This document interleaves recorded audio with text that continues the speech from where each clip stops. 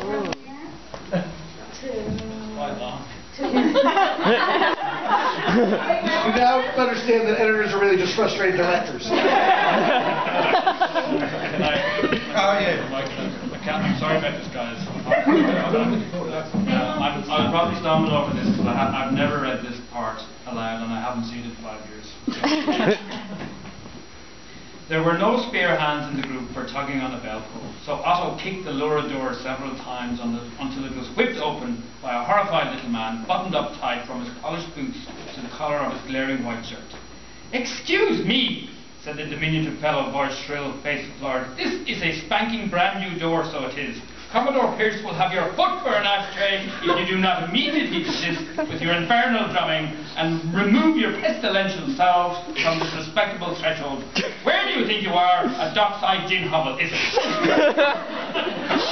The little man was one of those singular individuals who inspire a degree of contentment wherever they appear, in spite of the caustic nature of their verbiage. Had there been such a thing as a happiness meter, the beleaguered gang at the doorstep would have seen their collective mercury rise at the sight of this ruddy-jowled 5-footer. A skinnier specimen would be difficult to find outside of the bone shop. He wore a narrow suit of grey tweed with creases sharper than his own size of a nose. The man's eyebrows curled imperiously, if such an attitude is possible for mere eyebrows. But these eyebrows were not mere, they were splendid and quivering.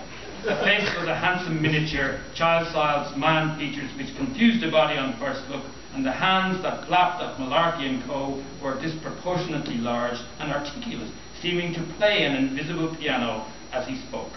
"You are idiots, is that it?" continued the furious little man. "The idiot complement of 3 villages congregated to set about people's fine new front doors. Well, you have idioted at the wrong door, idiots. Commodore Pierce may be a denizen of the square, but he is a son of the United States Navy, and he will trounce you soundly, so he will."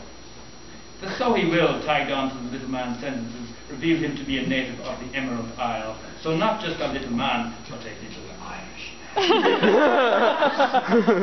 "Leprechaun," thought Jimmy, and immediately felt guilty. As a Shawnee Native American, she had so often been on the receiving end of stereotyping, often enough not to engage in it. "Figeri," said King Otto wearily. "Don't you name my name, you scoundrel," said Figeri, fingers tapping a pulpit in the air. "Commodore Pierce will..." He paused before the threat materialized and actually looked at w.a.r.p. "Commodore, is it yourself? Or some ghastly doppelganger recently dragged through a tart's dressing room? The latter, please say the latter. And I see you brought the tart with you. Or perhaps this lady is some class of a circus performer." w.a.r.p. coughed. "Enough chatter, you tater muncher. I am pleading. Michael Figeri, help us inside and fetch the maggots." Figeri displayed not one feather of deference. "Maggot fetching, is it? Maggot fetching. For this, Michael Figeri left his mammy's knee. And where is your beautiful Boston brogue, Commodore? You sound like an English back-alley scoundrel with a dirk in his boot and the shadow of ill deeds stretched out behind him. So you do." Figeri's eyebrows rose to new heights and arched like the wings of a bird in flight. "It is your house, sir, so of course you may enter. But try not to daub blood on the walls. They are fresh painted, so they are." Figeri ushered them inside with a bow that reeked of insincerity. Roddy chuckled. "I ain't never seen such a sarcastic bow." "I like him," said Chevy. "He's funny.